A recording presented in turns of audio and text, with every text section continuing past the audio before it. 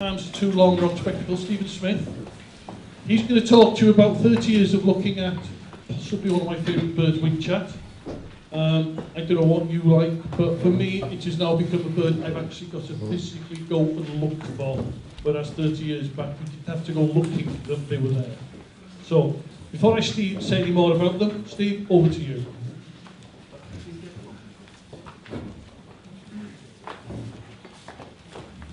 Thank you. Hi everybody. I'll only have time to really brush over the study I've been doing over the last 25, 30 years with the Whinchats today.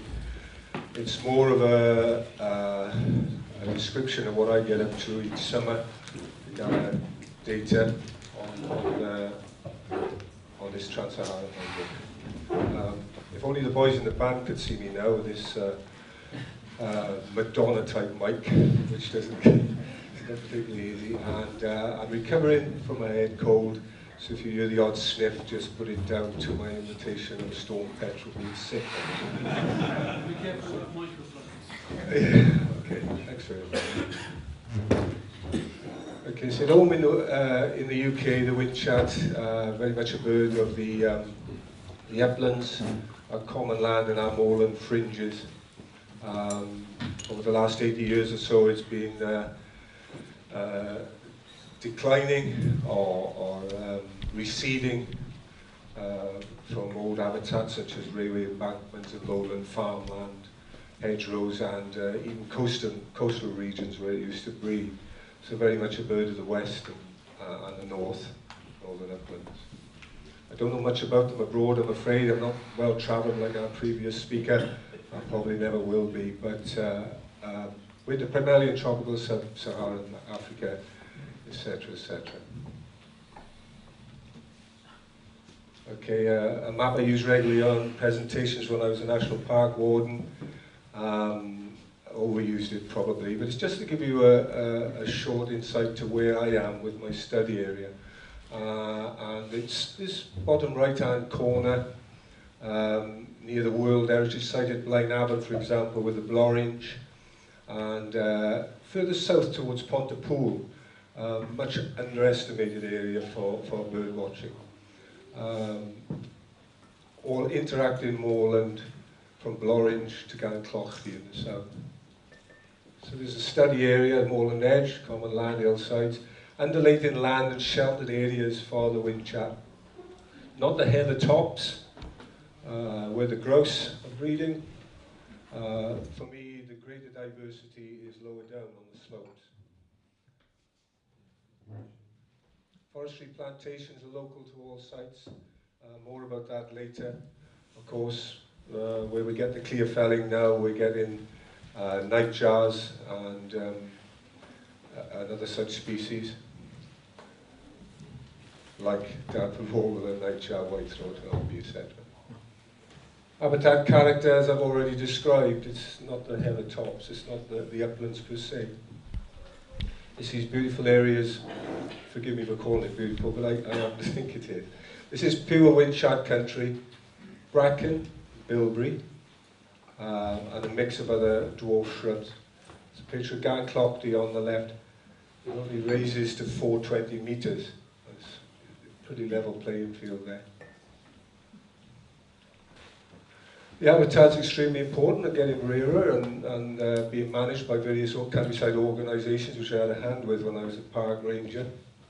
And there's some typical shrubs there, the heather, crossleaf heath, cowberry, crowberry and bilberry. Very, very important, the bilberry, in the life of the Whinchat in the region when I studied them. We're sharing the hill with quite a diverse list of other species. Songsters, all nesting, or majority of them nesting on the ground or a foot or two above. Skylark meadow pipit, of course, and the tree pipit. Yellowhammer, much scarcer now in the study area, just creeping in on the fridges with the bracken net.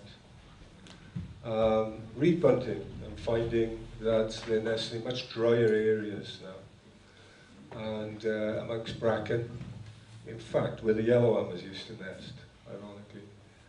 Linnet, not a lot of gorse in the study area, so they nest in tall, like heather, similar to like where the Dartford warblers nested when they colonised the area in the late 90s. The Whinchat, I find numbers of those are down, and we've heard a lot about that already from our previous speaker, Yolo. I don't want to dwell on that too much, but I will have to touch on it again a little bit later. The Stonechat, of course, the cousin of the Whinchat, largely resident, especially in mild winters, but we've proven through ringing that they do migrate as well. Whitethroats are now nesting on the 420 contour of the hill, right where the Whinchats are, really, in the Stonechats. And the willow warbler doing exactly the same, breeding and nesting amongst bilberry and the bracken. So as I said, sharing a hill, and I've just thrown this in because I know there's a lot of people in this audience who find nests, and they're already going, well, that's this.